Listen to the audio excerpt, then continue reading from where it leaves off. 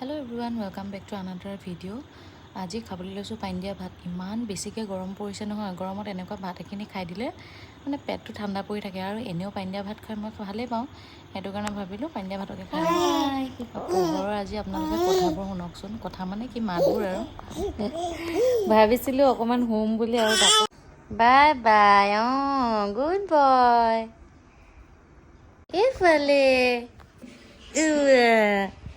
তুমি 9 মাহতে ইউটিউবাৰ হৈ গ'লা নেকি? তুমি 9 মাহতে ইউটিউবাৰ হৈ গ'লা নেকি?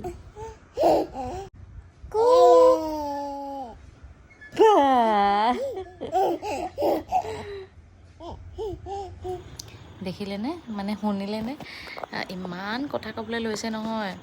বাকী ইমান গৰম, দুইটাই বাহিৰতে বহি অকণমান বাৰান্দাত আমাৰ ধুনীয়াকৈ বতাহ মাৰি থাকে আৰু ৰ'দটো আপোনালোকক দেখাই দিওঁ চাওকচোন। ডিব্ৰুগড়ত একদম আকাশ নীলা হালধীয়া ৰ'দ। Bye bye.